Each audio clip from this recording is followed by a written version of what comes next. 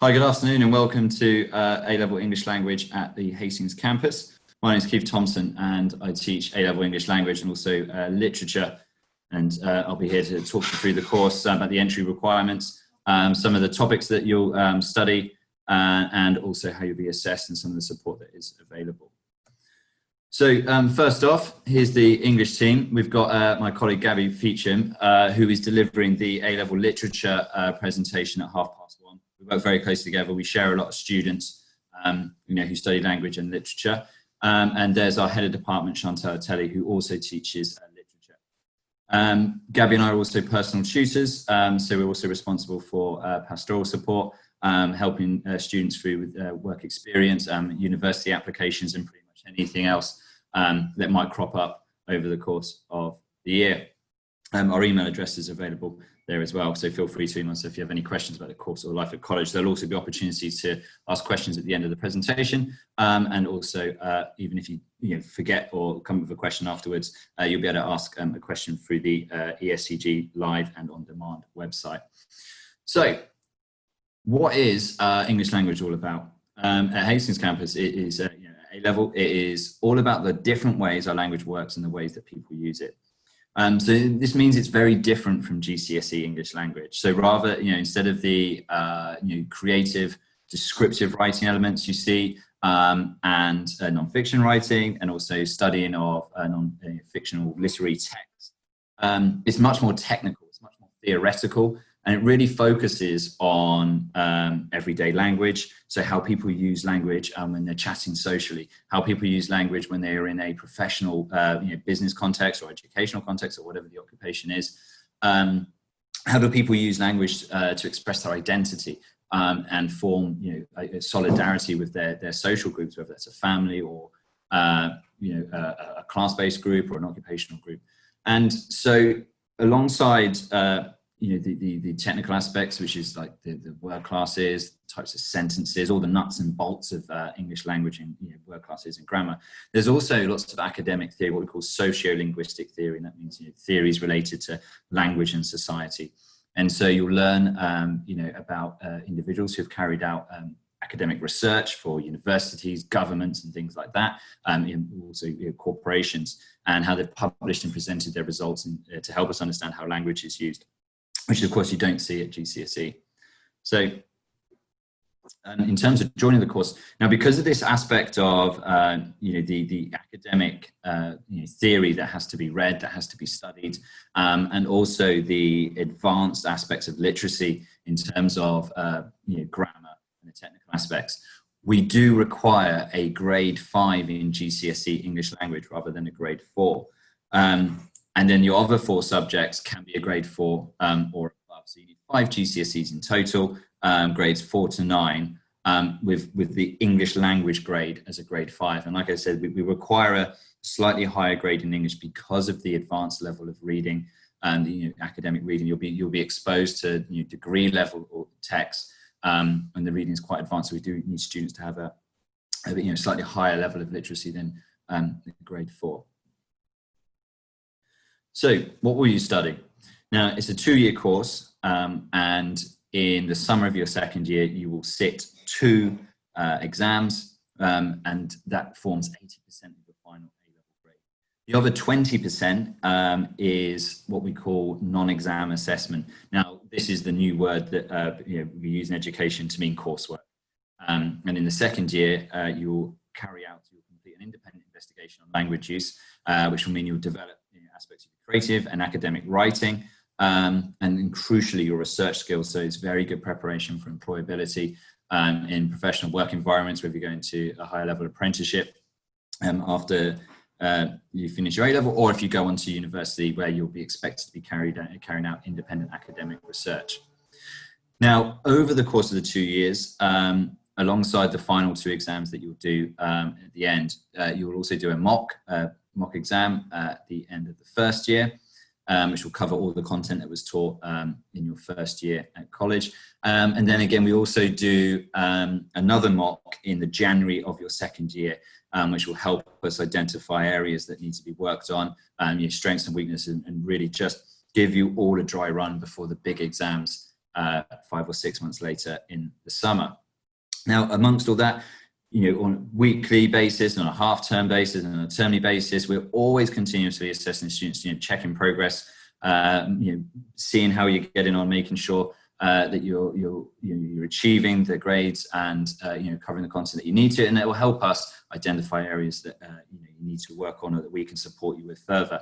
So your homework, there'll be regular homework which we'll use to sort of identify needs and assess your ability, as well as sometimes in-class tests, timed essays, and things like that. So in the first year, what you'll actually study, so you'll learn, crucially, you'll learn about the technical side of the English language and its grammar, pronunciation, and meaning. So we study speech and the features of speech, the structures of spoken language, and also written language. So in terms of an advanced level, an advanced understanding of things like word classes, nouns and adjectives and verbs that you may have come across at GCSE, and also sentence types and clauses, simple, compound, subordinate clauses, and much, much more. And without that technical knowledge and understanding, it really gives you won't have the foundation to then build on that and move through the course. So you'll study quite like you get to grips with that. You'll also learn how to analyze and evaluate and compare how these language features create meanings in a variety of texts. We look at texts from all over the place. We're from journalism, broadsheet journalism, tabloid journalism, social media, government documents, speeches, conversations. We look at children's language, all sorts. And you also need to learn how to compare the similarities and differences of those, and why different texts are similar in certain ways and why they're different in certain ways. It's one of the exam questions on paper 1 is about comparing text. Also, we'll introduce the theory in the first year, and that's where you'll study how gender, power, and technology can have an impact on how we communicate. We asked the question, as many academic theorists have, do men and women use language differently, and if so, why? How does power influence language? We look at the power behind marketing campaigns from corporations, from governments, but also how power just between social relationships, someone who is more dominant or confident perhaps compared to somebody else in a social situation, or how the power dynamic between a boss and an employee influences the language use. And we also look at how occupational, regional, and national identities influence the language use. So where you come from. Here in the southeast, we've all got a similar accent that we recognise, and of course, if you go to the west of the country, to Bristol, you'll hear a very different accent. You'll also hear some slang words and things like that you're perhaps not familiar with. Likewise, if you go up to Liverpool or Newcastle, and we'll see how those regional areas influence the language use and people's how they use the language to express their identity. And then moving into the second year, obviously it's focused on the coursework initially, but also we study language change, and we learn how English has developed over the last 1500 years. Not many people are quite surprised to learn that actually English is a mishmash, is a big mixed up language comprised of languages like French and Scandinavian languages and Latin and old Germanic languages that's formed the English that we speak today. You'll also study how children acquire language, and look again at the social groups in more detail, and also how they're represented in different forms of media, especially in terms of modern digital text as well, which is has had a huge impact on language in the last few years. So what can you do after your course? Well, A-level English language can open the door to many career pathways. Language students will go on to university courses and careers in language, linguistics, journalism, education, publishing, speech therapy, and media and communications. For example, the Child Language Acquisition Unit is often the first stepping stone for students who then go on to study linguistics at university and work in speech therapy. For me, before I became a teacher, I worked in marketing and communications, especially in the field of social media marketing. And it was me, my A-level in English language and my degree in English language that was the stepping stone for that. And you can see there for the student voice, very nice quote from a student from last year. Really sort of encapsulates the aspect of not just the teaching aspect, but also looking after the well-being, and really and saying that it's been a big part of their journey moving on to university. Again, what is student life? It's not just about the studying.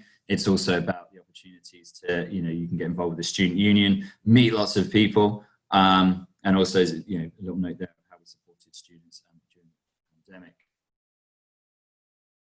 So are there any additional costs? For English language, no, there aren't. Obviously, if we do run trips, we did run trips in the past, but we'll see obviously what happens with the national and local situation moving forward. But there's no upfront cost when you join the course. There is a textbook that the OCR exam board recommend. There's a link there available. You Google OCR A-Level English Language and check it out. We don't make it mandatory. We do appreciate these things are expensive, and there are copies available in our library. But for some students, they do prefer to have it, but we don't make it mandatory. So you can do that. So there it is, English language in a nutshell. Thank you very much for listening. So as I said, you can ask questions on the on-demand website, and you can also rewatch the presentation. Also, the English literature presentation begins at 1:30. So if you have any questions, fire away, and I will do my best to answer them.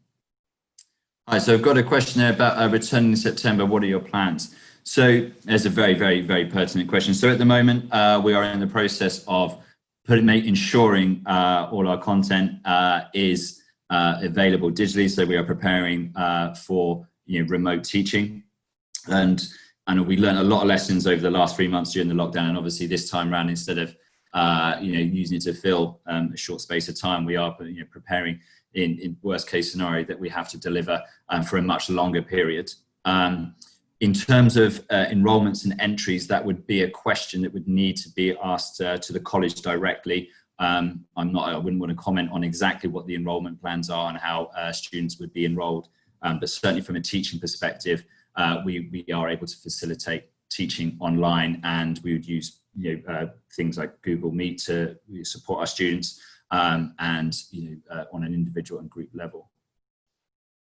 So another question has come in. So what other subjects go well with English language?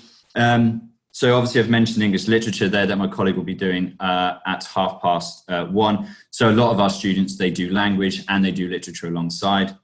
They're the kind of students who love to read, who love all things language. Also media studies, for example, those looking for a career in the creative industries, film, television, marketing, communications, public relations. So English language goes quite handy with that. Also the sociology and psychology.